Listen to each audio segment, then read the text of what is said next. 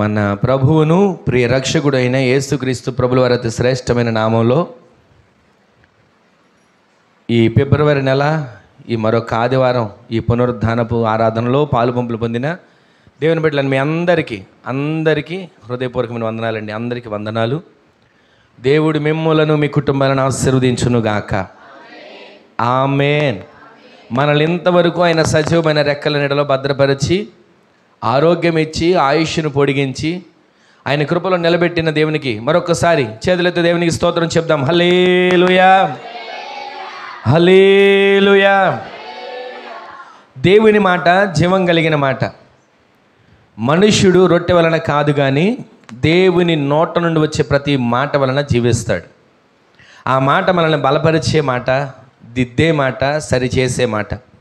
గడిచిన వారం ఒక మాట మనం ధ్యానం చేసాం. చూడండి, మరలా మాట మరొకసారి మనం చూద్దాం. ఇర్మియా ప్రవచన గ్రంథం 31వ అధ్యాయం 14వ వచనంలో రాయబడిన మాటలో, నా జనులు నా ఉపకారములను తెలుసుకొని తృప్తి పొందుతారు. గట్టిగా ఆమేన్ చెప్పండి. ఆయన జనులు ఆయన ఉపకారములను తెలుసుకొని తృప్తి పొందుతారు. ఆ మాటను మనం వింటూ వస్తున్నాం. తృప్తి, సంతృప్తి. మనిషి జీవితంలో కొదువైంది ఏదైనా ఉంది అంటే తృప్తి. ఎంత సంపాదించినా తృప్తి ఉండదు, ఎంత తిన్నా తృప్తి ఉండదు, ఎంత పడుకున్నా తృప్తి ఉండదు, ఎంత సంపాదించి ఎంత డబ్బు కూడగట్టుకొని ఇల్లు మీద ఇల్లు కట్టుకుంటున్నా తృప్తి ఉండదు. ఎందుకనంటే మనిషికి ఏదైనా కొదువుగా కనబడుతుందంటే తృప్తి. కానీ దేవుని బిడ్డలుగా మనము ప్రతిరోజు దేవుడిచ్చిన దాన్ని బట్టి సంతృప్తి చెందేవానిగా మార్చబడుదుముగాక. అలా సంతృప్తి చెందే వ్యక్తులుగా మనం మార్చబడి తీర్చిదిద్దబడాలన్నా ప్రతిరోజు ప్రతి క్షణం మనం తృప్తిగా జీవించాలి. తృప్తిగా ఎలా బ్రతుకుతామంటే ఉన్న దానిలో సర్దుకొని, దేవుడిచ్చిన దానిలో స్తుతించి, దేవుడిచ్చిన దానిలో ఆయనకి కృతజ్ఞతలు తెలియజేసి, అయ్యా ఈరోజు బ్రతకడానికి ఊపిరి ఇచ్చావు, తినడానికి ఇంత ఆహారం ఇచ్చావు, కష్టపడడానికి ఒక చేతి పని ఇచ్చావు, పని చేసుకోవడానికి ఆరోగ్యం ఇచ్చావు. ప్రతిరోజు తృప్తి పడాలండి. ఆరోగ్యం బాగోలేదే అని అనుకోకండి. ఆరోగ్యం బాగున్నా లేకపోయినా నీ దేహంలో ఆరోగ్యంతో నింపబడిందని తృప్తి చెందండి. ఆరోగ్యంతో నీ దేహం నింపబడిందని చెప్పి తృప్తి చెందండి. ఆత్మీయ కార్యాలు దేవుడు దయచేయునుగాక. దేవుని సన్నిధిలో ఎదుగుతున్న బలపరచబడుతున్న మనం ప్రతిరోజు కూడా తృప్తి చెందాలి. ఏ విధమైన తృప్తి, ఎలా తృప్తి చెందుతాం? ప్రతిరోజు కూడా తృప్తి చెందాలి. ఆయన మాటలు అంటున్నారు కదా, నా జనులు నా ఉపకారములను తెలుసుకొని ఏం చెందుతారంట? మనం తృప్తి పొందట్లేదంటే ఆయన ఉపకారాలు తెలుసుకోలేకపోతున్నాం. మందిరానికి వస్తున్నాం, ఏం ఉపకారాలు చేశాడు దేవుడు అనుకుంటాం. ప్రార్థన చేస్తున్నాం, ఏం ఉపకారాలు చేశాడు దేవుడు అని అనుకుంటాం. భక్తి చేస్తున్నాం, ఏం ఉపకారాలు చేశాడు దేవుడు అనుకుంటాం. అయితే ఆయన జనులమైన మనం, దేవుని జనాంగమైన మనం, ఆత్మీయ బిడ్డలుగా బలపరచబడుతున్న మనం ప్రతిరోజు ప్రతి క్షణము దేవుడు చేసిన ఉపకారాలు తలంచుకొని తృప్తి చెందేవానిగా మార్చబడుదుముగాక. సంతృప్తి అనేది ఎప్పుడు కలుగుతుంది, ఎలా కలుగుతుంది? కొన్ని మాటలు మనం వింటా వచ్చాం. ఒక స్త్రీ దేవుడు తన విషయంలో చేసిన కార్యాలు, ఒక సేవకునికి ఒక ఇల్లు, ఆ ఇంటిలో ఒక గది, గదిలో ఒక పీట, ఒక బల్ల, అక్కడ ఒక దీపం, ఒక మంచం, ఇవన్నీ ఒక సేవకుడి కోసం సిద్ధపరిచిన స్త్రీ జీవితంలో దేవుడు ఉపకారాలు చేయడం మానలేదే. ఒక సేవకుడిని ప్రేమించి ఆతిథ్యం ఇస్తేనే, ఒక సేవకుడికి వారి ఇంట్లో కొంచెంసేపు సేద తీర్చబడడానికి అక్కడ చోటిస్తేనే ఆ కుటుంబాన్ని దేవుడు మర్చిపోలేదే. తన బిడ్డ చనిపోయాడు, చనిపోయిన బిడ్డ దేవుని సంధికి సేవకుని దగ్గరికి వెళ్తుంది. ఎదురుగా శిష్యుడు వస్తున్నాడు. అమ్మా బాగానే ఉన్నావా అంటే, బాగానే ఉన్నానులే అని చెప్పి ఆయనతో ఒక మాట చెప్పి వెళ్ళిపోయింది. సేవకుడితో సమస్తం చెప్పుకుంది. ఈ రోజున ఈ మాటలు వింటున్న మనం ఒక సేవకుడిని ప్రేమించి పరిచర్య చేసి, ఒక సేవకుడిని ప్రేమించి అక్కడ ఉండడానికి అవకాశం ఇస్తేనే ఆ ఇంటిని దేవుడు మర్చిపోలేదే. ఉపకారాన్ని దేవుడు విడిచిపెట్టలేదే. లోకంలో కూడా మాటలంటారు కదా, ఉపకారికి ఉపకారం చేయాలని, అపకారికి కూడా ఉపకారం చేయాలని అంటుంటారు కదా. మరి దేవుడు మనకు అపకారి కాదుగా, ఆయన మన ఉపకారి, మన ఎడల ఆశ్చర్యకార్యాలు చేసే దేవుడు. ఆమేన్ చెప్పండి. ఈ రోజున ఆశ్చర్యకార్యాలు చేసే దేవుడు నా జనులు నా ఉపకారములు వాళ్ళు అనుభవించిన వాటిని తెలుసుకుంటారు, తెలుసుకొని తృప్తి చెందుతారు. ఎలా తెలుసుకుంటారు, ఎలా తృప్తి చెందుతారు? కొన్ని మాటలు మనం వింటూ వచ్చాం. ఏ విధంగా ఆ బిడ్డ జీవితంలో కార్యాన్ని చేశాడు అది వింటూ వచ్చాం. దావీదు గారు అంటాడు, నా ప్రాణమా ఆయన చేసిన ఉపకారములలో దేనిని నీవు మర్చిపోవద్దు, ఆయన చేసిన ఉపకారంలో దేనిని నీవు విడిచిపెట్టొద్దు. నా ప్రాణమా యెహోవాను సన్నుతించు, నా అంతరంగమున సమస్తమా ఆయన పరిశుద్ధ నామాన్ని సన్నుతించు. ఎందుకని దావీదు భక్తుడు ఎందుకు అంత ఆశ కలిగి ఉన్నాడు? దావీదు భక్తుడు ఎందుకని అంత ఆశ ఎదురు చూస్తున్నాడు? ప్రాణంతో చెప్తున్నాడండి. ఒక పక్కన మనిషితో చెప్పట్లా, ఎదురుగా కనబడుతున్న వ్యక్తితో చెప్పట్లా, ఆయన ప్రాణంతో చెప్తున్నాడు. ప్రాణమా తృప్తిపడు, ప్రాణమా దేవుని సన్నుతించు, ప్రాణమా ఆయన చేసిన ఉపకారంలో దేనిని మరువకు. మరొక వ్యక్తి ఉన్నాడు, నా ప్రాణమా తిను తాగు సుఖించు అనుకున్నాడు. ఆ రాత్రి దేవుడు అతని ప్రాణాన్ని అడిగాడు. ఈ రోజున దేవుని సందులో నా ప్రాణమా తిను, నా ప్రాణమా సుఖించు, ఇంకా ఆయుష్ ఉంది, ఇంకా ఆరోగ్యం ఉంది, ఇంకా సంపద ఉంది, తిను తాగు సుఖించు అని అనుకుంటున్నామే. దేవుని సందులో ఆయన్ని సన్నుతిస్తున్నామా? ఆయన నామాన్ని ఘనపరుస్తున్నామా? అందుకే నా జనులు నా ఉపకారాలు తెలుసుకొని తృప్తి చెందుతారు. తృప్తి కలగట్లేదు, సంతృప్తి చెందట్లేదు. ఎందుకని? దానికి కారణం ఆయన ఉపకారాలు తెలుసుకోలేకపోతున్నాం. చేసిన మేలు, ఈరోజు పొందుకున్న మేలు రేపు మర్చిపోతున్నాం. ఏమండి, మాకు ఎలా గుర్తుంటుందండి? ఉదయకాలం వండుకున్న కూర ఏంటో సాయంత్రం ఎవరైనా వచ్చి అడిగితే ఆలోచించాలి కాసేపు ఏం వండానా అని, ఏం తిన్నానా అని కాసేపు ఆలోచించాల్సి వచ్చిన పరిస్థితులు వచ్చాయి. ఈ రోజున ఒక మనిషి ఆ పూట కడుపుకు తిన్న ఆహారమే కొన్ని గంటలు మర్చిపోతున్నాడే, దేవుడు చేసిన మేలులు ఇంకెలా గుర్తుపెట్టుకుంటాడు? కష్టపడడానికి శక్తిని ఇస్తున్నాడు, బ్రతకడానికి అవకాశం ఇస్తున్నాడు. ప్రతిరోజు మీరు గుర్తుపెట్టుకోవాల్సిన ఒక మాట ఏంటంటే, ఆయనను నేను స్తుతించే వ్యక్తిగా, ఆయన నామాన్ని ప్రకటించే వ్యక్తిగా, ఆయన సన్నిధిలో నా ప్రాణంతో నేను చెప్పాలి, ప్రాణమా ఈరోజు దేవుడు ఆయుష్ పొడిగించాడు, స్తుతించు, ప్రాణమా ఆయనను సన్నుతించు, ప్రాణమా ఆయన చేసిన ఉపకారంలో దేనిని నీవు మరువకము అని చెప్పగలుగుతున్నామా? ఆలోచించండి ఒకసారి. ఆత్మదేవుడు మనల్ని పరిశోధిస్తున్నాడు, పరిశీలిస్తున్నాడు, పరీక్షిస్తున్నాడు. ఈ రోజున ఆ మాటలు, ఆయన మాటలు వింటున్న మనం ఎంతకాలం వచ్చి వెళ్ళిపోయే వారిగా ఉంటున్నామా? ఆయనతో అంటు కట్టబడే వారిగా ఉంటున్నామా? వచ్చి వెళ్ళిపోయేవారిగా ఉంటున్నామా? ఆత్మ ఫలాలు ఫలించేవారిగా ఉంటున్నామా? వచ్చి వెళ్ళిపోయేవారిగా ఉంటున్నామా? కుండీలో పెట్టిన మొక్కలాగా ఉంటున్నామా? వచ్చి వెళ్ళిపోయేవారిగా ఉంటున్నామా? అంటు కట్టబడి ఎదిగి ఫలించే వ్యక్తిగా మార్చబడుతున్నామా? మీకు మీరు ఆలోచించుకోండి. ఈ మధ్యాహ్న కాలం దేవుడు మనతో మాట్లాడుతున్నాడు. ఆయన జనులైతే ఆయన చేసిన ఉపకారాలను తెలుసుకుంటారు. ఆయన జనులైతే వాటిని తెలుసుకున్న వారు తృప్తి చెందుతారు. ఒకప్పుడు ఎంత బలహీనుడను ఈరోజు ఆరోగ్యం ఇచ్చాడని తృప్తి పడతారు. ఏమొచ్చిందిలేండి ఆరోగ్యం, ఎక్కడుందిలేండి ఆరోగ్యం, ఏముందిలేండి ఆరోగ్యం అనుకుంటుంటాం కొన్నిసార్లు. ఒకప్పుడు మన ఆరోగ్య స్థితి అంటే మనకు తెలుసు, ఈ రోజున ఆరోగ్య స్థితి అంటే మనకు తెలుసు. ఒక మాట చెప్తాను, రాను రాను రాను రాను వయసు పెరిగే కొద్దీ మనిషి ఆరోగ్యం క్షీణించిద్దా, ఆరోగ్యం పెరుగుద్దా? చెప్పండి. వయసు పెరుగుతుంది, మనం అనుకుంటాం పెద్దవాళ్ళం అవుతున్నాం అని, కానీ వెనక నుంచి మనకు తెలియజేస్తుంటుంది మనలో ఉన్న ప్రాణం, మన ఆత్మ, అరే వయసు పెరగడం కాదు, నీకు ఆయుష్ తగ్గుతుంది అని తెలియజేస్తుంది. ఏ రోజు అనేది గుర్తిస్తున్నామా? 20 ఏళ్ళలో ఉన్న బలం 40 ఏళ్ళలో కూడా రావాలంటే ఎలా వస్తుంది? 20 ఏళ్ళలో కొన్ని కిలోమీటర్లు పరిగెత్తమంటే పరిగెట్టేవాళ్ళేమో, ఇప్పుడు 40 ఏళ్ళు వచ్చిన తర్వాత కూడా నేను అప్పటిలాగా పరిగెడతాను అనుకుని పరిగెత్తి చూడండి, ఆయాసం వచ్చి గుండె బట్టి అక్కడికక్కడే చనిపోయే పరిస్థితులు వస్తాయి. ఈ రోజున దేవుని సన్నిధిలో ఈరోజు బ్రతికున్నాం. ఒకప్పుడు స్థితి ఏంటి, ఇప్పుడు స్థితి ఏంటి? చాలామంది అంటారు కదా, పెద్దోళ్ళు తిన్న తిండండి వాళ్ళు అంత గట్టిగా ఉన్నారు. ఒకప్పుడు తిన్న తిండండి వాళ్ళు రాగి జావ తాగేవాళ్ళు, జొన్నల జావ తాగేవాళ్ళు అండి. ఈరోజు ఎవరు తింటున్నారు? ఎంతసేపు ఆ తెల్ల అన్నం ఎంత తెల్లగా ఉంటే అంత బాగుంటుందని ఎక్కువ అది తిని తిని తిని షుగర్లు వచ్చి ఒంట్లో ఆరోగ్యం పోగొట్టుకొని ఎంతగా బలహీనులుగా మార్చబడుతున్నాం. అయినా బలహీనులుగా మార్చబడుతున్నా, ఆరోగ్యం క్షీణిస్తున్నా, దేవుడు మనల్ని జ్ఞాపకం చేసుకున్న దాన్ని బట్టి మనము ఆయన చేసిన ఉపకారాలు తలంచుకొని తృప్తి చెందేవానిగా మార్చబడుతుము గాక. ప్రతిరోజు ప్రతి క్షణం దేవుడు చేసిన మేలులు తలంచుకోవాలండి. అది నేను జ్ఞాపకం చేసేది. ప్రతిరోజు ఈరోజు బ్రతికున్నాం, ఆయన్ని స్తుతించాలి. ఈరోజు ప్రాణాలతో ఉన్నాం, ఆయన్ని ఘనపరచాలి. దావీదు గారు ఎందుకు అంటున్నాడు నా ప్రాణమా? ఒకసారి ఆ కీర్తన చూడండి, 103 కీర్తన అందరు తీసి చూడండి. 103 కీర్తన తీసి చూడండి, మొదటి 2 వచనాలు.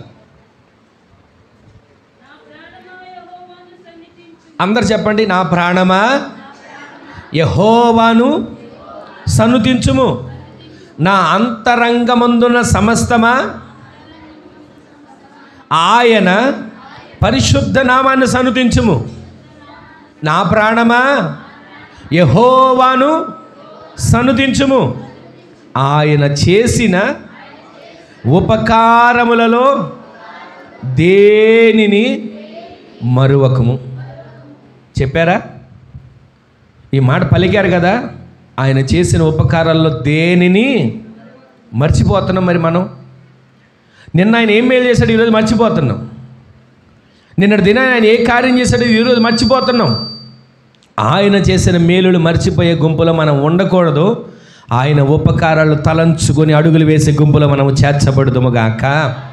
ఈరోజు నీ మాటలు వింటున్న మన జీవితంలో, మన బ్రతుకులో ఎంతకాలం మేలు పొందుకుంటున్నాం, ఆశీర్వాదాలు పొందుకుంటున్నాం, అనుభవిస్తున్నాం, మర్చిపోతున్నాం.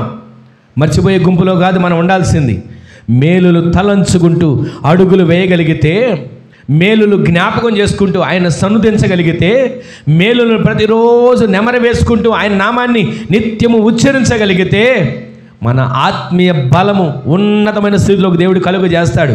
శరీరం బలహీనంగా ఉంటుందేమో, శరీరం ముడతలు పడిపోతుందేమో, శరీరం క్షీణించిపోతుందేమో, నీ ఆత్మ, నా ఆత్మ ప్రతిరోజు బలము పొందిన ఆత్మగా మార్చబడునుగాక, శక్తిని పొందిన ఆత్మగా మార్చబడునుగాక, నూతన ఆత్మచేత నింపబడినటువంటి ఆత్మగా మన ఆత్మ మార్చబడి వైరాగ్యంతో నింపబడి ఆయన రాకడ కొరకు సిద్ధపడగలిగిన జనాంగంగా మనము మార్చబడుదుముగాక. ఈరోజు నీ మాటలు వింటున్నాక ఒక్క క్షణం మీరు ఆలోచించండి. మూలవాక్యం చదువుతున్నాం కదా, నా జనులు నా ఉపకారాలు తెలుసుకొని తృప్తి పొందుతారు. ఒకసారి ఆదికాండం 32 అధ్యాయం 10వ వచనం చూడండి. ఆదికాండం 32వ అధ్యాయం 10వ వచనం త్వరగా చూడండి.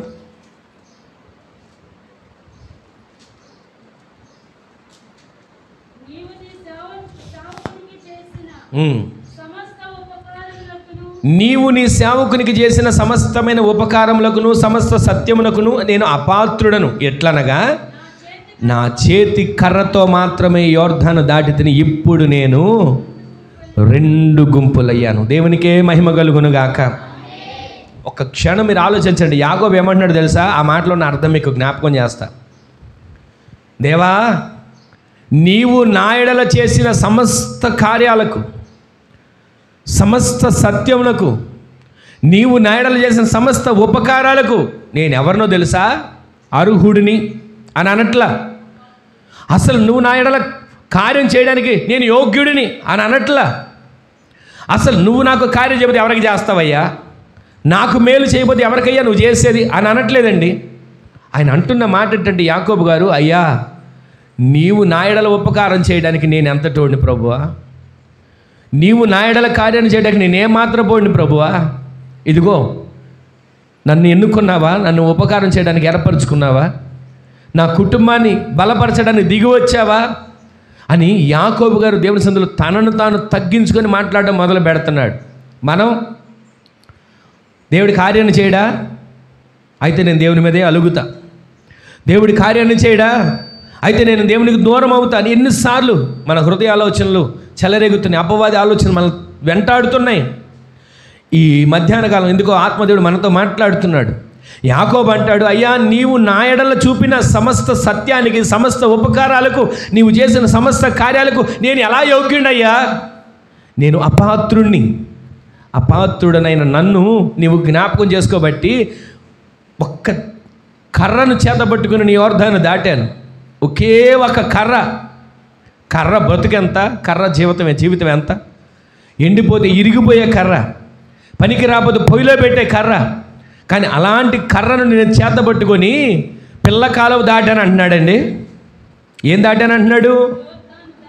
ఎవరైనా దాటగలుగుతారా ఒక కర్రను పట్టుకొని యోర్దానుని? ఒక చిన్న పాయ వస్తుంటేనే దాన్ని కర్ర పట్టుకొని దాటలేమండి. కానీ యాకోబు గారు అంటాడు, ఈ ఒక్క చేతి కర్రతో నేను యోర్దానుని దాటానయ్యా. దానికి కారణం ఏంటి తెలుసా? ఒంటరిగా వచ్చా నేను. ఈ రోజు నాకు 2 గుంపులయ్యా. ఒక్కడనే వచ్చాను నీ సన్నిధికి, ఇంత ఆశీర్వాదం అనుభవించా. నా కుటుంబం ఏ పాటిది, నా గోత్రం ఏ పాటిది, నా బ్రతుకు ఏ పాటిది. ప్రతిరోజు మనం ఆలోచించుకోవాలి. దేవుడు మన ఎడల చేసిన సమస్త కార్యములకు, ఉపకారములకు నేను పాత్రుడనేనా? ఆయన నన్ను జ్ఞాపకం చేసుకోవడానికి నేను అర్హుడనేనా? నాలో ఏ మంచితనం ఉంది? నాలో ఏ గర్వించదగిన అనుభవం ఉంది? దేవునికి ఉపయోగకరమైనటువంటి అనుభవం నాలో ఏది ఉందండి అని ప్రతిరోజు లెక్కేసుకోవాలి. నేను ఎన్నోసార్లు అయ్యా నా వల్ల కాదు, నేను సేవ చేయలేను, అసలు నా వల్ల కాదు అని ఎంతగా మొత్తుకున్నా దేవుడు ఒంట్లో ఒక బలహీనత ద్వారా పట్టుకొని తీసుకొచ్చాడు. నా వల్ల కాదు, మాట్లాడడం రాదు, నా వల్ల కాదు, నిలబడడం చేత కాదు, నలుగురితో ముఖాముఖిగా మాట్లాడడం నాకు రాదయ్యా అని ఎంత అల్లాడిపోయినప్పటికీ కూడా దేవుడు జ్ఞాపకం చేసుకుని ఆయన చెయ్యి పట్టుకుని నడిపిస్తూ వస్తున్నాడు. ఈరోజు నేను యోగ్యుడను అని చెప్పట్లా, నేనేదో మీ అందరికంటే గొప్పోడినని చెప్పట్లా. ఆయన చేసిన ఉపకారాలకు, ఆయన చేసిన కార్యాలకు నేను అపాత్రుడనే. కానీ ఒంటి చేత్తో ఒక కర్రను పట్టుకొని నేను యోర్దాను దాటాను, ఒక్కడనే బయలుదేరి వెళ్ళానయ్యా. ఇంటిని విడిచిపెట్టా, తల్లిని విడిచిపెట్టా, తండ్రిని విడిచిపెట్టా, అన్నని విడిచిపెట్టా, ఊరిని విడిచిపెట్టా, మామ దగ్గరికి వెళ్ళి పనోళ్ళలాగా వెట్టి చాకిరీ చేశా. కానీ నన్ను నీవు మర్చిపోలేదయ్యా. 2 గుంపుల జనాంగంగా నన్ను మార్చావు. ఆమెను చెప్పండి. ఈ రోజున ఆయన సన్నిధిలో మీరు ఎప్పుడు ఒంటరి అని అనుకోకండి. మీతో మీ దేవుడు ప్రతి నిత్యము ఉంటున్నాడు. ఆమెను చెప్పండి. మీరు చేసే ప్రతి పనిలో దేవుని బాహు మీకు తోడుగా ఉంటుంది. ఆమెను చెప్పండి. ఇదిగో ఆయన బాహు మీ కొరకు చాపబడుతుంది, అది నేను కళ్ళతో చూస్తున్నా. ఆయన బాహు మీ మీద చాపబడుతుండగా మీరు ప్రతిరోజు ధైర్యంతో అడుగులు వేయగలిగేటట్లు దేవుడు నిలబెట్టునుగాక. మీరు అనుకోవద్దు ఎప్పుడు కూడా ఒంటరని, ఎప్పుడు కూడా నేను ఒక్కడనే ఉన్నాను, ఒంటరిగా ఉన్నాను, ఇక నా బ్రతికింతనే మీరు ఎప్పుడు మీ నోట రానివద్దు. ఈ మధ్యాహ్నం వేళ దేవుడు మాట్లాడుతున్నాడు, మీతో నిత్యమైన సన్నిధిని ఉంచుతున్నాడు. సన్నిధి అంటే ఒక మాట మీకు చెప్పి నేను కొంచెం ముందుకు వెళ్తా. మందిరంలో మనం అందరం ఉన్నాం. మందిరం వేరు, సన్నిధి వేరు. ఇక్కడ మనందరం కూడుకున్నాం, ఇది మందిరం. కానీ మీరు కూడుకొని ప్రార్థించడం మొదలు పెడుతున్నారే, మీరు కూర్చున్న చోట దేవుని సన్నిధితో మొర్ర పెట్టడం మొదలు పెడుతున్నారే, కళ్ళు మూసుకొని దేవుని దర్శించాలని ఆశ కలిగి ఉన్నారే, మీరు ప్రార్థించేటప్పుడు అయ్యా ఇదిగో నా మనవి వినవా, నా సమస్య వినవా అని మీరు ప్రార్థించుకుంటున్నారే, అప్పుడు దేవుడు మీ ఎదుట ప్రత్యక్షమవుతాడు. అది సన్నిధి. దేవునితో మీరు ముఖాముఖిగా మాట్లాడే అనుభవంలోకి రావడం అది సన్నిధి. ఏమన్నా దేవుడు నాకు కనబడలేదుగా అని మీరు అనుకోవద్దు. ఆయన మీ ఎదురుగానే ఉంటాడు, నీ మొర్రని వింటాడు, నీ కన్నీటిని చూస్తాడు. ఒకవేళ గట్టిగా అరిసరిసి చెప్పని అవసరంలా, హృదయంలో నీవు ప్రార్థన చేసుకుంటే ఆ ప్రార్థన విని కార్యాన్ని చేస్తాడు. సన్నిధిలో ఉన్న నీవు, మందిరం వేరు, సన్నిధి వేరు. మందిరంలోకి వచ్చావు, మోకరించావు, కానీ మోకరించిన నీవు నేను సన్నిధిని అనుభవించే వ్యక్తులుగా మార్చబడుదుముగాక. 2 అంతల మేలు చేత మీరు నింపబడుదురుగాక. యాకోబు అన్నాడు, నేను ఒక్కడేనయ్యా, ఒక కర్రతో యోర్దాను నదిని దాటాను, కానీ ఇప్పుడు 2 గుంపులు అయ్యాను, ఎంత ఆశీర్వదించబడ్డాను. ఎలా వచ్చింది ఆశీర్వాదం? ఏ విధంగా పొందుకున్నాడు ఆశీర్వాదం? మామ దగ్గరికి వెళ్ళాడు, వెట్టి చాకరీ చేయడం మొదలుపెట్టాడు. కొంతకాలం పనిచేసినాక మామ అంటాడు, ఇదిగో ఊరికనే నా దగ్గర ఎందుకు పనిచేయటం, ఏదన్నా కోరిక ఇస్తానంటే తన కూతుర్ని అడిగాడు, అయ్యా నీ కూతురుని నాకు ఇచ్చి పెళ్లి చేస్తే నేను 7 ఏళ్ళు కొలువు చేస్తాను. సరే కూతురు కోసం 7 ఏళ్ళు చేశాడు. తీరా 7 ఏళ్ళు చేసిన తర్వాత ఆ పిల్లని ఇస్తానన్న మామ ఏం చేశాడు, పెద్ద కూతురిని ఇచ్చాడు, లేయా జబ్బు కళ్ళ అమ్మాయిని. మరలా 7 ఏళ్ళు చేశాడు. 14 ఏళ్ళు చేసిన తర్వాత ఆ 14 ఏళ్ళు బానిసత్వం అయిపోయిన తర్వాత అప్పుడు మరలా తన కొరకు సంపాదించుకోవడం మొదలుపెట్టాడు. ఎంతకాలం బానిసగా ఉంటాను, ఇదిగో నీ మందని నా మందని ఒక చోట తీసుకురా, ఇదిగో ఫలానా మచ్చలు ఉన్నది నీది, మచ్చలు లేనిది నాది, దేవుడే మనకి సాక్షి అని చెప్పి వ్యాపారం మొదలుపెట్టాడు. కానీ ఈయన చేసిన ఒక గొప్ప కార్యం ఏంటంటే, ఎక్కడికి వెళ్ళినా ఆయనలో కొన్ని లక్షణాలు ఉంటాయి. తండ్రి దగ్గరికి వెళ్ళాడా, ఏశావులాగా నిలబడ్డాడు. స్వరం యాకోబుది, మనిషి తడవి చూస్తే ఏశావులాగా ఉన్నాడు. ఇక్కడికి వచ్చాడా, నీ మందకి నా మందకి తేడా ఉంటుంది అన్నాడు. అన్న వ్యక్తి ఆ మందలో ఎలా ఉంటే మందలు మచ్చలు కలిగినవి పుడతాయో, ఎలా ఉంటే మచ్చలు లేనివి పుడతాయో అవన్నీ ఎరిగినవాడు. అవి చూలు కట్టినప్పుడు అంట, నీళ్లు తాగడానికి వచ్చినప్పుడు కొన్ని చువ్వలను తీసుకొచ్చి నీళ్ళలో పెడితే, మనవాళ్ళు అంటారు కదా, కడుపుతో ఉన్నవాళ్ళు ఎంతసేపు ఎవరిని తలంచుకుంటారో, పిల్లల ఫోటోలు చూస్తారో, పెద్దవాళ్ళ ఫోటోలు చూస్తారో, ఆడపిల్లల ఫోటోలు చూస్తారో, మగపిల్లల ఫోటోలు చూస్తారో, ఆ చూసిన దాన్ని బట్టి వాళ్ళకి పిల్లలు పుడతారని అంటుంటారు కదా. అలా అవి చూలు కట్టినప్పుడు నీళ్లు తాగడానికి వచ్చినప్పుడు చువ్వలను వేసేవాడు. వాటి తోలు వలిచి ఆ చువ్వలు నీళ్ళలో వేస్తే వాటిని చూస్తూ మచ్చలు కలిగిన పిల్లలుగా పుట్టేటట్లుగా, వాటిని చూస్తూ నీళ్లు తాగుతూ ఆ మంద అనుకునేదంట, ఇదిగో మచ్చలు మచ్చలు. వాటి ఆలోచన వచ్చేది. ఈ రోజు నీ మాటలు వింటున్న మనం ఆశీర్వదించబడుతున్నాం. యాకోబు గారిని చూస్తున్నాం, ఒక్క కర్రతో బయలుదేరాడు. యాకోబు గారిని చూస్తున్నాం, 2 గుంపులు అయ్యాడు. ఎలా వచ్చింది ఆశీర్వాదం? ఎవరి దగ్గర దోచుకున్నది కాదు, కష్టపడ్డాడు. ఒకసారి అంటాడు, ఎండకి ఎండా, మంచుకు తడిసిపోయా, వర్షానికి నానిపోయాను, ఇంతగా నేను ఉంటే ఇదిగో నీ ఆస్తి నేను తీసుకెళ్ళాను అంటున్నావా అని అన్ని ఇవన్నీ మాటలు మనకు తెలిసిన మాటలే. ఈరోజు 2 గుంపులు ఎలా మార్చబడ్డాడో తెలుసా? దేవుడు చేసిన ఉపకారాలు ప్రతిరోజు తలంచుకుంటున్నాడు.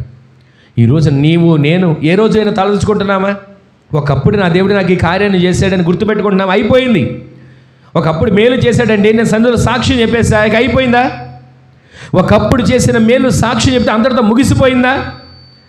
దేవుడు చేసిన ఉపకారాలు తలంచుకోవాలి. దేవుడు చేసిన ఉపకారాలు ప్రతిరోజు ధ్యానించాలి. నేను ప్రతిరోజు ధ్యానిస్తూనే ఉంటామండి. ఒకప్పుడు మా స్థితి ఏంటి, ఒకప్పుడు మా పరిస్థితి ఏంటి? ఒకప్పుడు మేము ఒక 15 సెంట్ల స్థలంలో 2 తాటాకిళ్ళు ఉన్నవాళ్ళమే. నాన్నగారికి జబ్బు చేయటం, ఆ జబ్బు చేసిన తర్వాత 2 భాగాలుగా, ఒక మొక్క 60,000కి, ఒక మొక్క 40,000కి అమ్మేయటం. దాని తర్వాత 2 స్థలాలు అమ్మేసి 2 ఇళ్ళు అమ్మేసిన తర్వాత రోడ్డును పడటం, అద్దెకి వెళ్ళటం, ఇవన్నీ తెలుసు. తర్వాత ఒక్కొక్కటిగా దేవుడు ఆశీర్వదించడం మొదలు పెడితే ఒక స్థలం కొనుక్కోవటం, అక్కడ ఒక ఇల్లు కట్టుకోవటం, ఈ రోజున పరిచర్య కొరకు ఆ ఇంటిని అమ్మటం, తర్వాత ఒక చోట ఒక పొలం కొనుక్కోవటం, ఒక 1/2 ఎకరం, దానిని అమ్మటం. ఇవన్నీ దేనికి? దేవుడు చేసిన ఉపకారాలు మనం తలంచుకుంటూ ఉండాలి.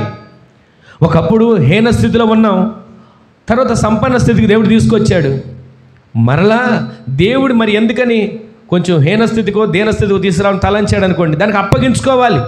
నాకే ఎందుకు ఈ శ్రమలు, నాకెందుకు ఈ కష్టాలు అనుకోకూడదు. దేవుని పని కోసం ఖర్చు చేసినా, దేవుని పని కోసం శ్రమపడినా, దేవుని పని కోసం ఏది చేసినా దేవుడు మాత్రం విడిచిపెట్టాడు. తగిన ప్రతిఫలాన్ని దేవుడు ఇస్తాడు. ఆమె చెప్పండి.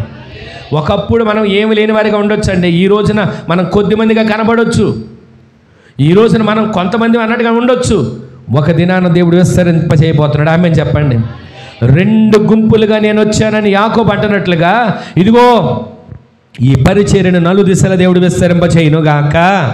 ఒకప్పుడు ఒంటరిగా వచ్చాం, చెట్ల కింద పెట్టుకున్నాం, ఒంటరిగా వచ్చాం, ఒకరిద్దరిగా వాక్యం చెప్పి బోధించాం. ఈరోజు ఎంతమంది కూడుకుంటున్నాం కదా.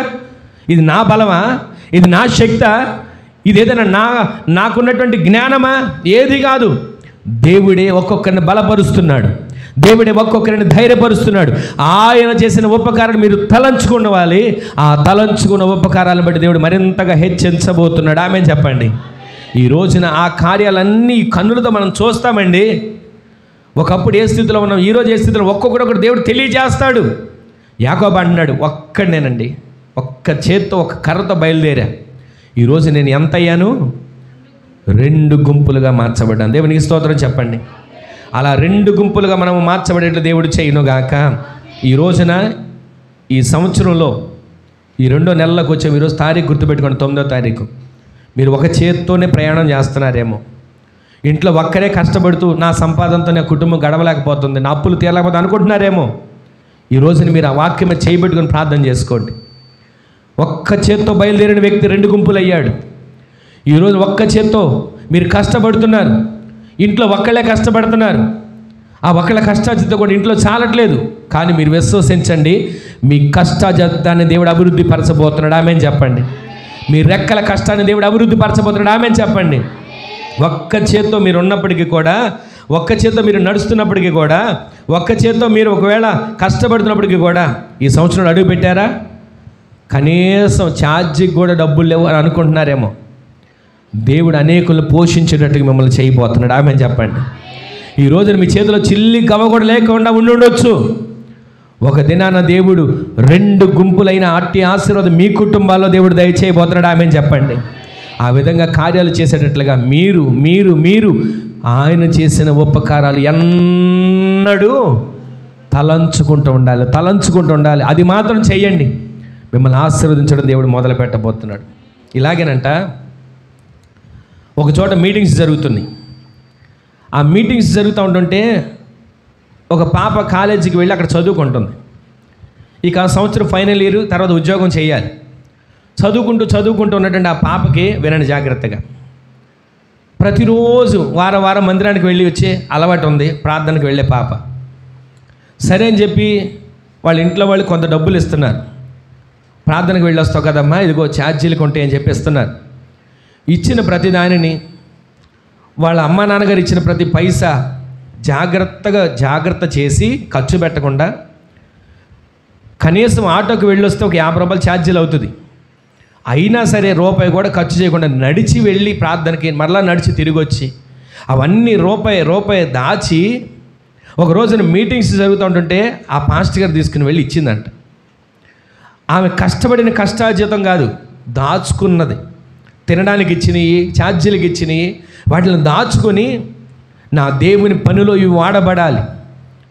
మీకు ఒక మాట చెప్తాను, మీరు ఇచ్చే ప్రతి పైసా ఏదో నాకు ఇస్తున్నాను అని మీరు అనుకోకండి. ఎప్పుడు మీరు ఇచ్చింది ఒక పైసా కావచ్చు, 1000 కావచ్చు, ఎంతైనా కానివ్వండి, అది దేవుని పనిలో ఖర్చు చేయబడతాయి. ఆమేన్ చెప్పండి.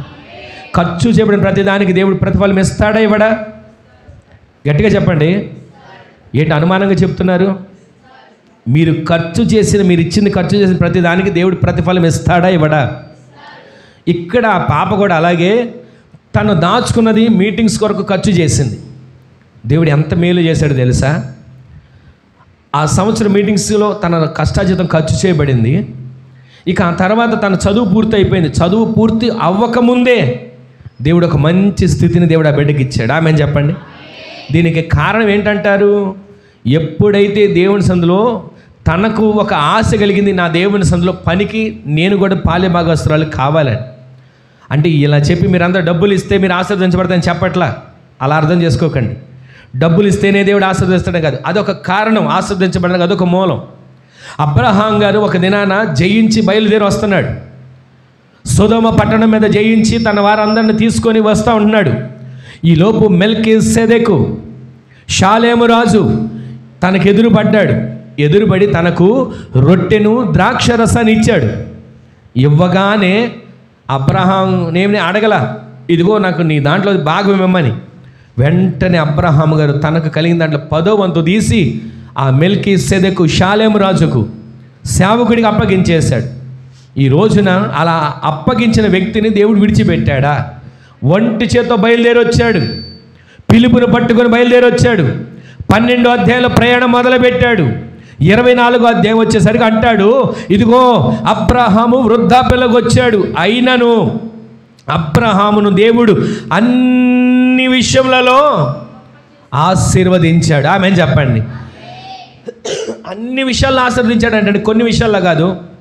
ఈ రోజున మనం అన్ని విషయాల్లో ఆశీర్వదించబడుతున్నామా? లేదండి. కొంచెం కష్టపడుతున్నాం, దాన్ని సంపాదించుకోండి చాలు. కొద్దిగా ఇల్లు పని ఉంది, అది జరిగితే చాలు. పిల్లలు ఫీజులు కట్టుకోవాలి, అయితే చాలు. ఇంతేనా? మీరు అడగక మునిపే దేవుడు అవసరాలు తీరుస్తాడు. ఆమేన్ చెప్పండి. మీరు అడగక మునిపే దేవుడు మీ అక్కర్లు తీరుస్తాడు. ఆమేన్ చెప్పండి. అన్ని విషయాలలో దేవుడు మిమ్మల్ని ఆశీర్వదించునుగాక. అబ్రహాము దేవుడిని ప్రేమించాడండి, పరిచర్యని ప్రేమించాడు, అందుకే ఆశీర్వదించబడ్డాడు. ఈ రోజున పరిచర్యని ప్రేమించిన మిమ్ములను, పరిచర్యని ప్రేమించిన మీ కుటుంబాలను దేవుడు ఆశీర్వదించాడా? అత్యధికంగా ఆశీర్వదిస్తాడు, 2 అంతల దీవెన దయచేస్తాడు. ఈ రోజున తృప్తినిస్తాడండి. అది నేను చెప్పేది. మీకు కలిగిన దాంట్లో మీకు తృప్తినిస్తాడు. ఏమండి, ఎన్ని ఉన్నా తృప్తి లేకపోతే ఎందుకండి బ్రతుకు? అన్నీ ఉన్నాయి, ఎవరో మాట్లాడలేదని అసంతృప్తి ఉంటుందిగా. అన్నీ ఉన్నాయి, కూర ఏదో ఒకటి నచ్చలేదని అసంతృప్తి ఉంటుందిగా. అన్నీ ఉన్నాయి, ఒక బట్టలకి ఏదో చిరిగిందనో రంగు అంటిందనో అసంతృప్తి ఉంటుంది కదా. ఈ రోజున మీ అసంతృప్తి ఈ రోజు నుంచి తొలగిపోవును గాక. మీరు తృప్తి పడేవారిగా మార్చబడబోతున్నారు. ఆమేన్ చెప్పండి. యాకోబు ఒక్కడు బయలుదేరాడు. ఈ రోజున దేవుని సన్నిధిలో ఒక్కళ్ళగా మీరు బయలుదేరి వచ్చారేమో. మిమ్మల్ని బట్టి మీ కుటుంబాలు ఆశీర్వదించబడబోతున్నాయి. ఆమేన్ చెప్పండి. మిమ్మల్ని బట్టి మీ బిడ్డలు ఆశీర్వదించబడబోతున్నారు. ఆమేన్ చెప్పండి. మిమ్మల్ని బట్టి మీ తల్లిదండ్రులు ఆశీర్వదించబడబోతున్నారు. ఆమేన్ చెప్పండి. ఈ రోజున మీరు తృప్తి చెందబోతున్నారు. అది ఈ లోక సంబంధమైన ఆశీర్వాదం, తృప్తి అని అనుకోకండి. అన్ని విషయాలలో మీకు దేవుడు సంతృప్తిని కలుగు చేయునుగాక. ఈ రోజున ప్రతిరోజు కూడా యాకోబు జీవితంలో వట్టి చేత్తో చేతికరతో నది దాటి వెళ్ళాడు. భవిష్యత్తు ఏంటో తెలియదు, ఏమైపోతాడో తెలియదు, ఏం జరుగుతుందో తెలియదు. ఏమి తెలియకుండా నది దాటి వెళ్ళాడు. అక్కడికి వెళ్ళిన తర్వాత అక్కడ అంటాడు, నేను అపాత్రుడేనయ్యా, నీ కృపకు నేను యోగ్యుని కాదయ్యా, అయినా కానీ నన్ను జ్ఞాపకం చేసుకున్నావు. ఒంటి చేత్తో బయలుదేరా, ఒక కర్రను పట్టుకొని బయలుదేరా. ఈ రోజున 2 గుంపులుగా నేను ఆశీర్వదించబడ్డాను. ఆమేన్ చెప్పండి. ఆ విధంగా 2 గుంపులయ్యాడు, ఆశీర్వదించబడ్డాడు. తన పని వాళ్ళ ముందు పెడుతున్నాడు, తన భార్యల ముందు పెడుతున్నాడు, తన పిల్లల ముందు పెడుతున్నాడు, తన దాసీల ముందు పెడుతున్నాడు. పనోళ్ళను గుంపును మందను 2 భాగాలు చేసేసాడండి. ఒక్కడు బయలుదేరి వెళ్ళి అంత మందతో తిరిగి వచ్చాడు. ఒక్కడు బయలుదేరి వెళ్ళి సంపదతో తిరిగి వచ్చాడు.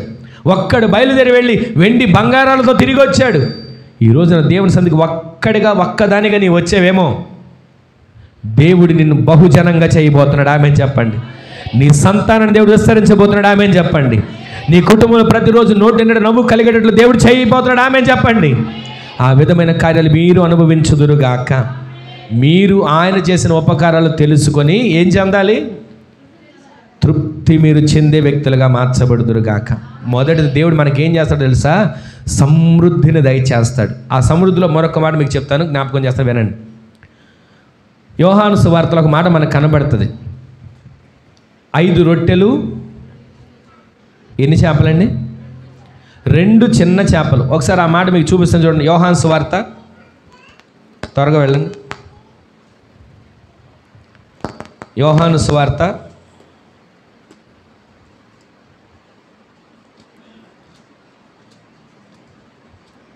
చూడండి ఆ మాటని.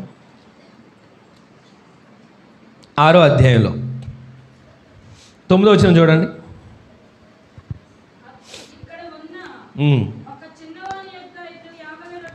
ఇక్కడ ఉన్న ఒక చిన్నవాని యొద్ద 5 యవల రొట్టెలు, 2 చిన్న చేపలు ఉన్నవి, కానీ ఎంతమందికి ఏమాత్రం అని ఒక మాట చెప్తున్నారు. ఇక్కడ దానికి ముందు మీకు ఒక మాట చెప్తాను. యాకోబు ఆశీర్వదించబడ్డాడు. తర్వాత మామగారు చూపు మాట తేడా వచ్చింది, చూపు తేడా వచ్చింది, ప్రవర్తన తేడా వచ్చింది.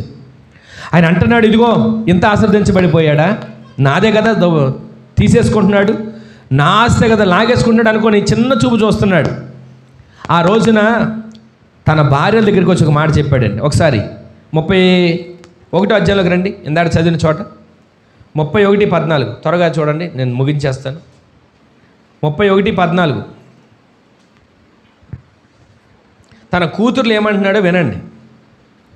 అందుకు రాహేలును లేయాయు, ఇంకా మా తండ్రి అంటే మాకు పాలు పంపులు ఎక్కడవి? అతడు మమ్మును అన్యులుగా చూచట్లేదా? అతడు మమ్మల్ని అమ్మివేసి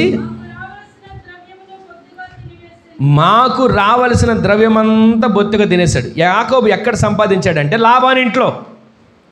యాకోబు ఎక్కడ అభివృద్ధి పొంది ఆస్తిని సంపాదించాడు? లాబాని ఇంట్లో. లాబాని ఎలాంటి వాడంటే 10 సార్లు తన జీతాన్ని మార్చాడు. యాకోబుతో ఇదిగో నీకు ఇది ఇస్తా అన్నాడు, మార్చేశాడు. నీకు ఇది చేస్తా అన్నాడు, మార్చేశాడు. 10 సార్లు జీతాన్ని మార్చాడు. కానీ ఈ చరిత్ర అంతా మనం గమనించినట్లయితే యాకోబుతో తన భార్యలు లాబాను కూతుళ్ళు ఇద్దరు, రాహేలు లేయా, వాళ్ళిద్దరు అంటున్నారు, మా నాన్నంటే మాకు ప్రేమ అనుకుంటున్నావా? అసలు మా నాన్న ఎందుకని మమ్మల్ని అన్యులుగా చూశాడు? మాకు రావాల్సిన వాటా మాకు ఎందుకని ఇవ్వలేదు? మమ్మల్ని ఒక పనోళ్ళలాగా చూశాడు, మమ్మల్ని ఒక వస్తువులాగా చేశాడు అని చెప్పి వాళ్ళు మాట్లాడుతుంది. ఇప్పుడు చదవండి ఆ మాట 14-15 త్వరగా. రాహేలు లేయా చెబుతున్నారు, ఇంకా మా తండ్రి ఇంట మాకు పాలు పంపులు ఎక్కడివి? చూచుట్లేదా? అమ్మి వేసి బొత్తిగా తినేశాడు.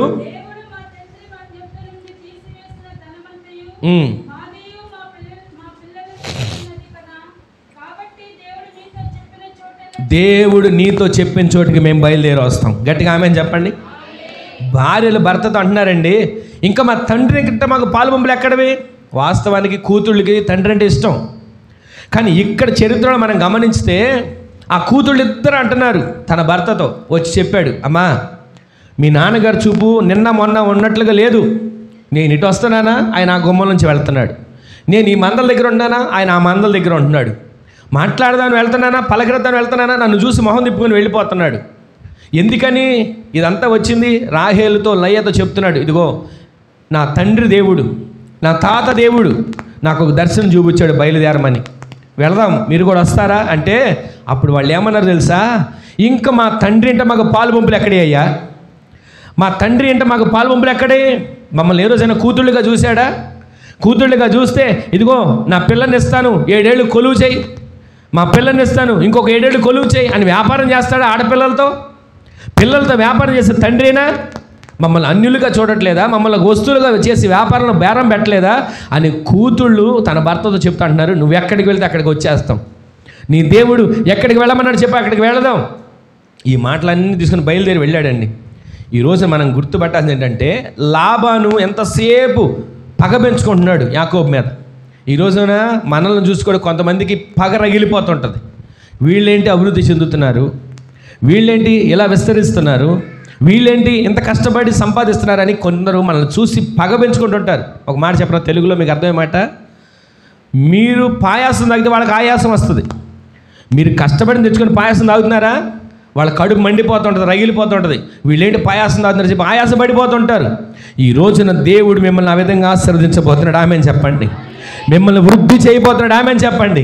ఆ విధంగా ఆశీర్వదించితే ఆయన చేసిన ఉపకారాలు మీరు ఎన్నడూ తలంచుకుంటూ అడుగులు వేసే వ్యక్తులుగా మార్చబడుదురుగాక.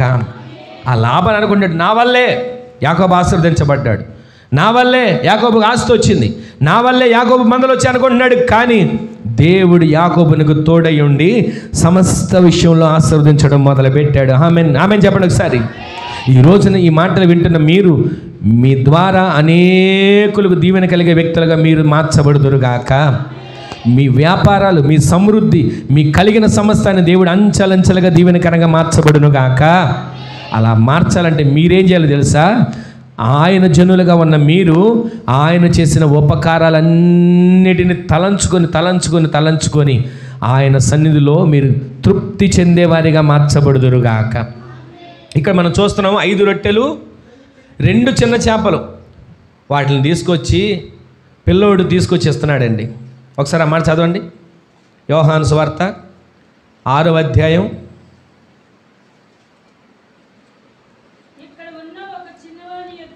6వ అధ్యాయంలో 9వ వచనం చూడండి. అందరూ చూడండి.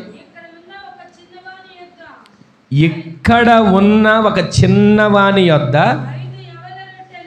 5 యవల రొట్టెలు. వినండి, అక్కడ ఎంతమంది జనం ఉన్నారని రాయబడిన తర్వాత చదవండి.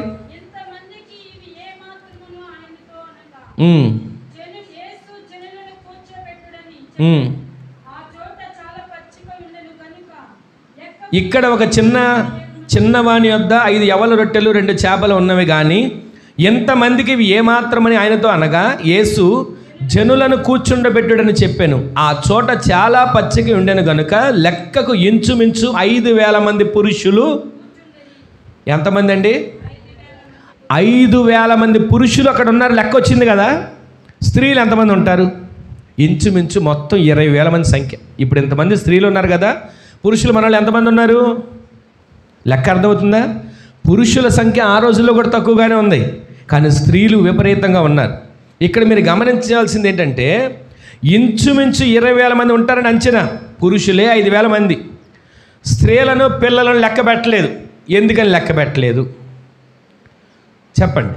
స్త్రీలను పిల్లలను ఎందుకని లెక్క పెట్టలేదు? మీకు కొంచెం అర్థమయ్యే రీతిలో కొంచెం మీకు జ్ఞాపకం చేస్తాను. 5 రొట్లు పిల్లోడి దగ్గర ఉన్నాయి. ఈ 5,000 మంది కూడా వస్తావు ఏదో ఒకటి తెచ్చుకొని ఉంటారుగా. అందరూ వాక్యం వింటాను అక్కడ కూర్చొని తినేశారు. ఈ పిల్లోడు ఒక్కడు మాత్రం తెచ్చిన వాళ్ళ అమ్మ మూట కట్టిన జాగ్రత్తగా అక్కడ పెట్టుకున్నాడు. అందరూ తినేశారండి, పిల్లలతో సహా తినేశారు. ఒకే ఒక్క పిల్లోడి దగ్గర ఉన్నాయి. ఎవరి దగ్గర ఉన్నాయా అని కేకలేస్తే ఒక్కడు లేచాడు. అయ్యా నా దగ్గర ఇదిగో 5 రొట్టెలు 2 చిన్న చేపలు. వాస్తవాన్ని మీరు గమనించండి, గట్టిగా తిన్నారంటే ఒకళ్ళకి సరిపోద్ది అది. 5 రొట్టెలు అంటే ఎంత? 5 చపాతీలు. పల్చగా 5 చపాతీలు ఎందుకు తినలేరు? ఈజీగా తింటారు. 5 రొట్టెలు 2 చిన్న చేపలే, పెద్ద చేపలు కూడా కాదు, 2 చిన్న చేపలు. మీకు మాట చెప్పనా, ఒక 25 ఇడ్లీలు తినేవాళ్ళు లేరా? పెడితే తిన్న తర్వాత ఇంకా చూస్తుంటారు అని పెడతారేమోనని. ఒకవేళ ఇంటిల్లాలు చాలేక లేగు అని అందనుకోండి, ఇక నవ్వుకుంటే ఇక ఏం మాట్లాడలేక మొహం మార్చుకొని లేచి వెళ్తారు. ఈ రోజున మనం గమనిస్తే 5 రొట్టెలు 2 చిన్న చేపలు అంట. ఎంత మాత్రం వేయి ఆ రొట్టెలు చిన్న చేపలు వాటిని తీసుకొని దేవుడు ఆ యేసుక్రీస్తు ప్రభువు దగ్గర తీసుకొస్తే అందరికి చెప్తున్నాడు, అయ్యా లైన్గా కూర్చోబెట్టండి, పచ్చిక బయలులో పంక్తులుగా కూర్చొని పెట్టండి, 50 మందిని కూర్చొని పెట్టండి. ఎందుకని చెప్పాడు తెలుసా? అందరిని కూర్చోబెట్టారండి. పురుషులు చక్కగా లెక్క వచ్చేసింది, స్త్రీలు మాత్రం లెక్క రావట్లే, అసలు కూర్చోట్లే వాళ్ళు. పురుషులేమో మాట విన్నారు, ఇక్కడ బైబిల్లో కూడా అదే కనబడుతుంది.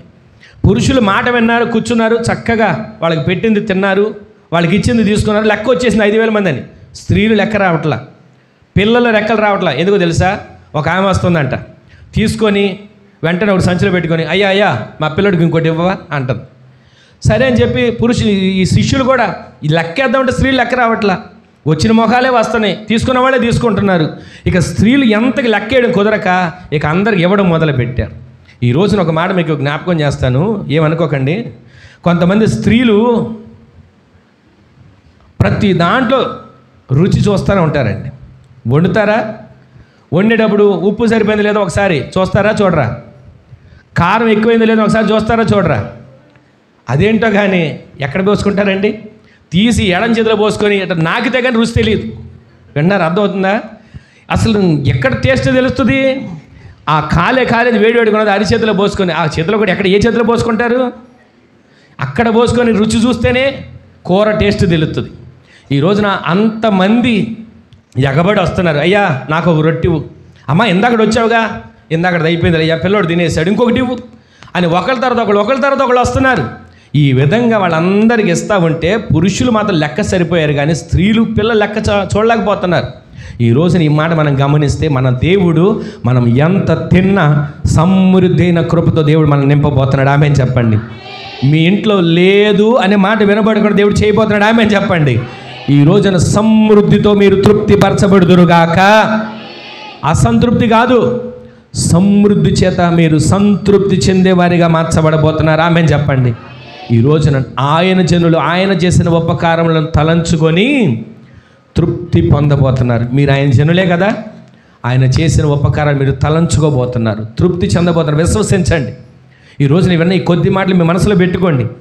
నేను ఆయన జనులను, ఆయన చేసిన ఉపకారాలు నేను తలంచుకుంటున్నా, ఇదిగో నేను తృప్తి పడుతున్నా అని మీరు ప్రతిరోజు ఒక ముద్ద అన్నం తినేటప్పుడు తృప్తి పడండి. ఆ ఆహారం ఆరోగ్యకరంగా మార్చబడుతుంది. ఏముందిలేండి అన్నం అనే అసలు అనాలోచనతో తినకండి, తింటే ఆరోగ్యం వంట కూడా పట్టదు. మీరు తినే ఆహారమైన ఆఖరికి ఇదిగో మంచినీళ్ళు తాగుతున్నా సరే దేవుని స్తుతించి తాగండి. మీరు టీ తాగుతున్న దేవుని స్తుతించి తాగండి. అయ్యా ఇదిగో నాకు ఇది ఇచ్చావని. దానిని దేవుడు ఆరోగ్యకరంగా మారుస్తాడు, మీకు ఆయుష్ని పెంచుతాడు, ఆరోగ్యాన్ని పెంచుతాడు, మీరు తృప్తి పొందేటట్లుగా దేవుడు చేయబోతున్నాడు. ఆమె చెప్పండి. నేను ఒకసారి మీకు చెప్పాను కదా, ఇంట్లో మీరు అన్నం వండేటప్పుడు కసురుకుంటూ విసుక్కుంటూ వండకూడదు, దేవుని స్తుతిస్తూ వండండి. మీరు వండిన ఒక ముద్దైన పిల్లలకు ఆరోగ్యకరంగా మార్చబడుతుంది, మీ ఇంటి వారు క్షేమంగా ఉంటారు. దేవుని సన్నిధిలో చెప్తున్నా, ప్రతిరోజు మీరు సంతృప్తి కలిగిన జీవించే జీవితాన్ని దేవుడు దయచేయునుగాక. ఈరోజు నీ మాటలు విన్న తర్వాత ఆయన జనులు ఆయన చేసిన ఉపకారములను తెలుసుకుంటారు. ఏమేమి తెలుసుకుంటారు? వచ్చేవారు మరలా విందాం. అందరూ కూడా మోకరించండి. ఆయన జనులు ఆయన చేసిన ఉపకారాలు తెలుసుకొని తృప్తి పడతారు. ఆ తృప్తి పడే గుంపులో నీవు ఉండాలి, ఆ తృప్తి పడే గుంపులో నీ కుటుంబం ఉండాలి. అందరూ మోకరించి ప్రార్థన చేసుకోండి. ఆ తృప్తి పడే గుంపులో నీవు నీ కుటుంబం మార్చబడాలి. ఒక్క క్షణం ఎవరికి వారు ఒక చిన్న ప్రార్థన చేసుకోండి. ఎవరికి వారు ఒక చిన్న ప్రార్థన చేసుకోండి. ఆయన జనులు ఆయన చేసిన ఉపకారాలు తెలుసుకోబోతున్నారు. తెలుసుకొని తృప్తి చెందబోతున్నారు. చేసుకోండి, ప్రార్థన చేసుకోండి. అయ్యా, ఎంత ఇస్తున్నా నాకు తృప్తి లేదయ్యా. నువ్వు ఎంత ఆరోగ్యం ఇచ్చినా నాకు తృప్తి కలగట్లేదయ్యా. నాకు తృప్తిని కలుగు చేయవా. సమృద్ధి అయిన జీవనాన్ని, ఉపకారాన్ని నాకు దయచేయ్యా. నేను, నా కుటుంబం సమృద్ధిగా నీ సన్నిధిలో ఉన్న ఆనందం చేత నింపబడాలి. మేము ఆ విధంగా జీవించాలి. తృప్తి దయచేయి ప్రభువా. మేము తృప్తిగా ఉంటామయ్యా. ఆ విధంగా మమ్మల్ని బలపరిచయ్యా. ఆ విధంగా మమ్మల్ని నడిపించయ్యా. అంటే ఒక క్షణం ఒక చిన్న ప్రార్థన చేసుకోండి. ఎవ్వరికి వారు ఒక చిన్న ప్రార్థన. ఆయన ఉపకారాన్ని తెలుసుకోవాలి. నీవు ఆయన ఉపకారాన్ని తెలుసుకోవాలి. ఆయన చేసిన ఉపకారాలు నువ్వు ప్రతిరోజు ధ్యానించాలి. నా ప్రాణమా, ఆయన చేసిన ఉపకారంలో దేనిని మరువకు. దేనిని మరువకు. దేనిని మరువకు. ఆయన చేసిన ఆశ్చర్యకార్యాలు దేన్ని మర్చిపోకు. ఒక్క క్షణం ఒక చిన్న ప్రార్థన చేసుకోండి. నేను మర్చిపోనయ్యా. ఇదిగో ఒంటి చేత్తో బయలుదేరి వెళ్ళా. ఒక్క కర్రను తీసుకొని బయలుదేరి వెళ్ళా. ఒక్కడినే వెళ్ళా. ఈరోజు 2 గుంపులుగా ఆశీర్వదించబడ్డా అని యాకోబు అంటున్నాడు. షూనేమిరాలైన స్త్రీ అంటుంది, ఊరు స్త్రీ, అయ్యా ఇదిగో నా బిడ్డ, నీవిచ్చిన బిడ్డ చనిపోయాడయ్యా అని దేవుని సందులో ప్రార్థన చేయడం మొదలుపెట్టింది. ఆ సేవకుడు వచ్చి ప్రార్థన చేశాడు. మరలా బిడ్డ జీవంతో నింపబడ్డాడు. ఆయన చేసిన ఉపకారాలు మర్చిపోకూడదు. నీవు సేవకులకు ఉపకారం చేసావా, దాన్ని దేవుడు జ్ఞాపకం చేసుకుంటున్నాడు. అమ్మా, నీ మొదటి అప్పాన్ని నాకు తీసుకొచ్చి పెట్టు అన్నాడు ఏలియా. తన బిడ్డకి తనకు ఉన్నది కొంచెమే. బుడ్డిలో కొంచెం నూనె, తొట్టెలో కొంచెం పిండి ఉంది. కానీ ఆమె మొదటి అప్పాన్ని తీసుకొని సేవకుడికి పెట్టింది. మరలా వెళ్ళి చూస్తే నూనె తగ్గల, పిండి తగ్గల. 3.5 సంవత్సరాలు కరువు కాలం తీరేంత వరకు వాళ్ళు సంతృప్తిగా భోంచేస్తూనే వచ్చారు. ఈ రోజున నీవు సేవకునికి చేసినది కానీ, పరిచర్యలో చేసినది కానీ ఏది దేవుడు మర్చిపోడు. నీకు కొదువ రానివ్వడు. నీ అవసరాలు తీరుస్తాడు, సమృద్ధిని దయచేస్తాడు. ఒక్క క్షణం ఒక చిన్న ప్రార్థన చేసుకోండి. ఒక చిన్న ప్రార్థన చేసుకోండి. ప్రార్థన చేసుకోండి. స్తోత్రం స్తోత్రం. జీవము కలిగిన తండ్రి, ఈ దినాన్నదైనా మీ సావుకుల్ని నిలబెట్టుకొని నాతో మాతో మీరు మాట్లాడిన ప్రతి మాటను బట్టి మీకు వందనాలు చెల్లిస్తున్నాం నైనా. ఆత్మ చెప్పు సంగతులు చెవి కలిగిన వారు వినును గాకని మీరు సెలవిచ్చారు ప్రభా. ఈ దినాన తండ్రి నైనా స్తోత్రం. మీరు చెప్పిన ప్రతి సంగతి మా హృదయం అనే పలక మీద వాటిని మేము రాసుకొని భద్రం చేసుకుని కృపను ధన్యతను మీరు మాకు అనుగ్రహించినందుకు వందనాలు చెల్లిస్తున్నాం నైనా. స్తోత్రం నైనా. నా జనులు నైనా నా ఉపకారములు తెలుసుకొని తృప్తి నొందుతారని మీరు సెలవిచ్చిన మీ మాటను బట్టి వందనాలు చెల్లిస్తున్నాం తండ్రి. స్తోత్రం నైనా. షునోమిరాల్ని మీరు జ్ఞాపకం చేసుకున్నారు తండ్రి. స్తోత్రం. గొప్ప కార్యాలు నైనా ఆ బిడ్డ జీవితంలో జరగవు అనుకుని ప్రతి గొప్ప కార్యాలు చేసి నైనా ఆ బిడ్డ తెలుసుకోవటానికి నైనా ఉపకారాలన్నిటిని బట్టి వందనాలు చెల్లిస్తున్నాం అయ్యా. యాకోబు గారిని మీరు జ్ఞాపకం చేసుకున్నారు అయ్యా. చేతి కర్రత యుద్ధాన్ని దాటి నైనా 2 గుంపులతో తిరిగి రావటానికి నైనా మీరు చేసిన ఉపకారాలను బట్టి వందనాలు చెల్లిస్తున్నాం నైనా. స్తోత్రం నైనా. అయ్యా, చిన్నవాని చేతులు 5 రొట్టెలు 2 చిన్న చేపలు ఉన్నప్పుడు అవి మీ చేతులకు వచ్చినప్పుడు తండ్రి అవి ఏ విధంగా అయితే ఆశీర్వదించబడ్డాయో నైనా మీరు చేసిన ఉపకారాలన్నిటిని బట్టి వందనాలు చెల్లిస్తున్నాం నైనా. మా యొక్క జీవితాల్లో కూడా నైనా ప్రతి నిత్యము నైనా మీరు చేసే ప్రతి ఉపకారాలు మేము తలంచుకుంటూ స్తుతించుకుంటూ నైనా తృప్తి పొందే భాగ్యమును కృపను ధన్యతను పరిశుద్ధతను మీరు మాకు అనుగ్రహించమని వేడుకుంటున్నాం. ఇది నాన్న సన్నిధులు అడుగుపెట్టిన ప్రతి బిడ్డలు మీరు ఆశీర్వదించి దీవించండి.